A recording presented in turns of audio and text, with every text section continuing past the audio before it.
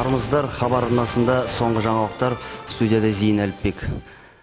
Бүгін атыраулықтар үлкен дүбірлі тойға дайындалуда. Өйткені бүгін Медина мейрамханасында Бақтиярдың 30 жас мерейтойы. Тойға шақырылмаған қонақтар өздерінің тілектерін біздің студиямыз арқылы жолдамақ болды. Hello ladies and gentlemen.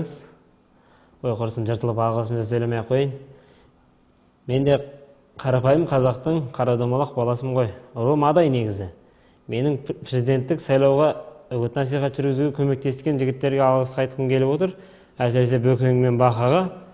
Бүгін Бақаның туған күнімен құттықтағым келіп тұр. Осы сәтті пайдаланып, Бақа 30 жасың құтты болсын. Вашингтонға келсең хабарлас, күтіп алам ғой. Саламатсыздар. Мен тағы да әлемдегі ең үздік футболист сыйлығын алғалы тұрмын. Осы сыйлықты мен үлкен футболға әкелген Бақаға арнаймын. Маған футболды үйреткен Бақтияр. Ал Бақтиярға негізі жездесі Мұстажап үйреткен. Бақан Барселонаға шақырып едім. Сөйтсе ол тойға заказ алып қойып келе алмады. Ал енді не айтам, бар тілекке қосылам. Бақтияр, айналайын, туған күнің құтты болсын. 30 жасын саған осы түрлі бақыт әкелсін. Туған күнімен, Бақтияр. Менің бүгін давлением көтеріліп, жыным келіп отыр. Өйткені мен алғашқы махаббатым Бақтиярдың туған күніне Бану шақырмады. Негізі Бақаға күйеуге шыққым кеп жүргенде, ол Банумен танысып, Бану оның басын айналдырып алған ба, білмеймін, әйтеуір екеуі үйленді.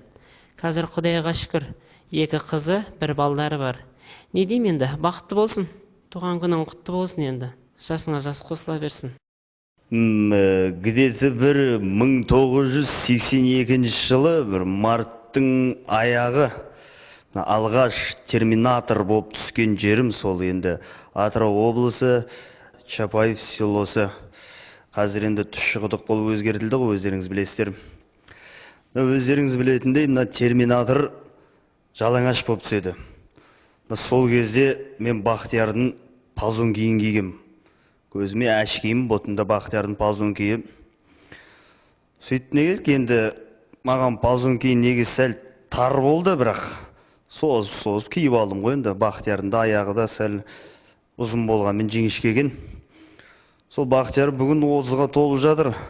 Мен оны сол палзон киін әлі күнге дейін сақтап жүр, мана үйге сенгіға шифонердің ішіне іліп қоям. Нұрғалидың келіншегі Алуа Бақтиярға қандай сыйлық әкелгенін ешкімге айтпады. Тіпті ол сыйлықты ешкімге көрсеткісі де келмейді. Ешкімге көрсетпеймін, аламда көк құшамын, аялап алақаным, жолыдар от құшағым, күнге де теңемеймін, айға да ұстатпаймын, ешкімге сөйлетпеймін, ешкімге ұстатпаймын, ешкімге сөйлетпеймін, ешкімге ешкімге сөйлетпеймін, ешкімге ұстатпаймын. Басқа, бірақ Бақтиярдың ең жақын достарының бірі Тамада Махамбет тойға өте мықты дайындалды.